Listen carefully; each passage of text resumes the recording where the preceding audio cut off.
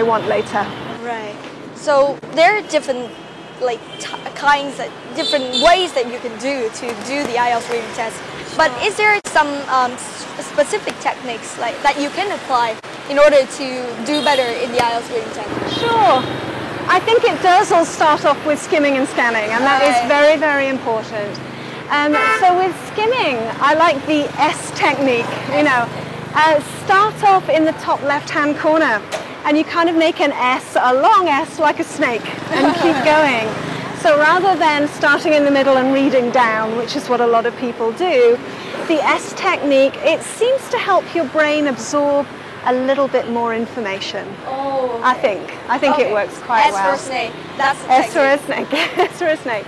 And then in terms of scanning, and this is really important for students to understand, if you have a set of, say, 5 questions, and one of the questions in the middle has a number or a date, start with that one. It's easiest to find a number or a date in a text. And I call it the puddle technique. The puddle technique. You know, if you drop a stone in a puddle, then the ripples will spread out in circles bigger and bigger. So if you're looking for a keyword, imagine there's a little circle around it, and then you're looking out around that word, left, right, up, down, like ripples in a puddle. And you'll probably be able to find the answer in there somewhere.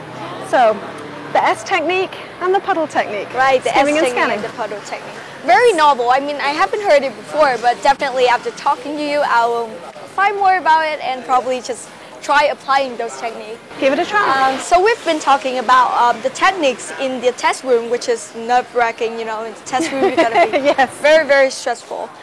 So let's talk a little bit about the preparation at home.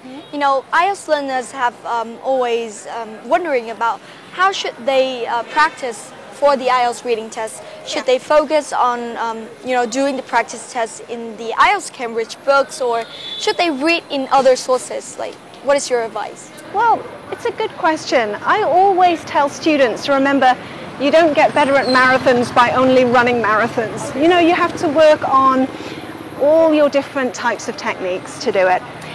That being said, it is much better to practice those techniques with Cambridge texts. Yes, I mean, there's no point reading something that's going to be a lot longer or a lot shorter, or that's going to have more informal language. You know, you're kind of wasting your time. So definitely use Cambridge texts, but practice your strategies, like finding the topic sentences, like learning new vocabulary with those texts. I think from your advice and from your recommendations, obviously our IELTS learners have understood more about the techniques in the test room and also how they can prepare for the IELTS test. Now it's time to study IELTS.